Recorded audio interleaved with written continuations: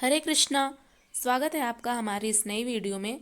मित्रों, कैसे हैं आप सभी? आशा करती हूँ एकदम स्वस्थ होंगे।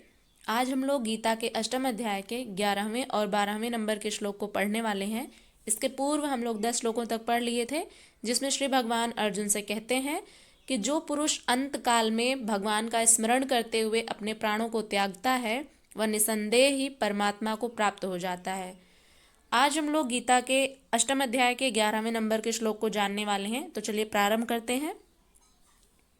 यदक्षरं वेदविदो वदन्ति विशन्ति यद्यतयो वीतरागाः यदिच्छन्तो ब्रह्मचर्यं चरन्ति तत्ते पदं संग्रहेण प्रवक्ष्ये।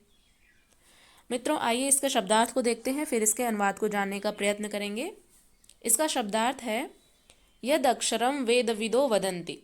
तो यत माने जो, अक्षरम यानी अविनाशी, वेद विदः विद होते हैं विद्वान, जानकार, तो वेदों के जानकार या वेदों के विद्वान, वदन्ति यानी वर्णन करें, विशन्ति यद्यतयो वीतरागाः, विशन्ति माने प्रवेश करें, यत माने जो, यतयः माने महान तपस्वी, वीतरागः यानी आसक्ति से मुक्त, यत इच्छन्तो ब्रह्मचर्यम चरन्ति, यत माने जो, इच्छान्तः माने इच्छा करना, ब्रह्मचर्यम यानी ब्रह्मचर्य का, चरन्ति माने अभ्यास, तत्ते तत् माने वह, ते माने तुम्हें, पदम संग्रहेण, पदम माने लक्ष्य, संग्रहेण यानी कि संक्षेप में, प्रवक्ष्ये यानी भली प्रकार से समझाऊंगा या बताऊंगा।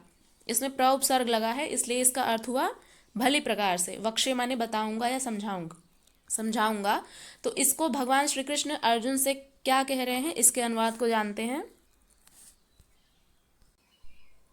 भगवान श्री कृष्ण कहते हैं कि वेदों के विद्वान उसे अविनाशी कहते हैं, बड़े बड़े तपस्वी ब्रह्मचर्य व्रत का पालन करते हैं तथा सांसारिक सुखों का त्याग करके उसमें प्रवेश करते हैं। अब मैं तुम्हें उस लक्ष्य तक पहुंचने का मार्ग संक्षेप में समझाऊंगा। तो भगवान श्री कृष्ण यहाँ पर क्या कहने वाले हैं, इसका भाव समझते हैं। वे कहते हैं कि वेद को जानने वाले जो विद्वान होते हैं, जिस सच्चिदानंद घन स्वरूप परम पद को अविनाशी कहते हैं, यानी सच्चिदानंद घन रूप परम पद को अविनाशी कहते हैं, जिसका कभी नाश नहीं हो सकता। आसक्ति रहित यत्नशील सन्यासी महात्मा जन जिसमें प्रवेश करते हैं, और जिस परम पद को चाहने वाले ब्रह्मचारी लोग ब्रह्मचर्य का आचरण करते हैं, उस परम पद को मैं तेरे लिए संक्षेप से कहूँगा या उसका विस्तृत वर्णन करूँगा। भगवान श्री कृष्ण ऐसा अर्जुन से कह रहे हैं। तो मित्रों, यहाँ पर समझने का भाव यह है कि अब भगवान यहाँ पर परमात्मा के पद के बारे में बताएंगे, तो यह श्लोक बहुत ही महत्वपूर्ण हो जाता है। इसमें भगवान श्री कृष्ण अर्जुन से कहते हैं कि जिस परमात्मा के पद को प्राप्त करने के लिए लोग, बड़े बड़े तपस्वी लोग तपस्या करते हैं, योग साधना करते हैं, ब्रह्मचारी ब्रह्मचर्य व्रत का पालन करते हैं, उसको धारण करते हैं, और आसक्ति रहित यत्नशील सन्यासी यानी कि अपने कर्मों से आसक्ति रहित होकर के अपने कर्म को करते हैं, ऐसे परम पद को प्राप्त करने के लिए जो लोग इतना यत्न करते हैं, अब उसको मैं संक्षेप से तुमसे कहूँगा। तो आइए जानते हैं अगले श्लोक में भगवान श्री कृष्ण क्या कहते हैं। 12वां श्लोक है,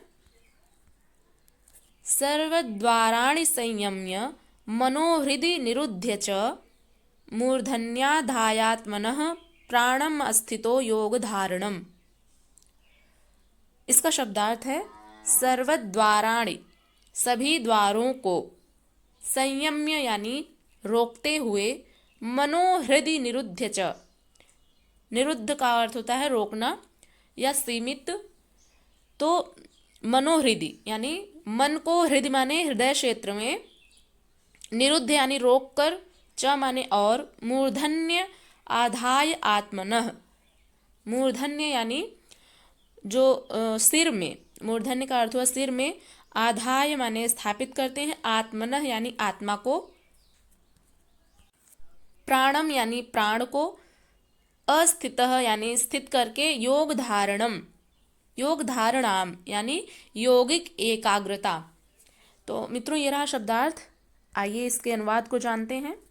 भगवान श्री कृष्ण अर्जुन से कहते हैं, शरीर के सभी द्वारों को रोककर, मन को हृदय क्षेत्र में स्थिर करके तथा प्राण को सिर की ओर खींचकर मनुष्य को दृढ़ योग एकाग्रता में स्थित होना चाहिए।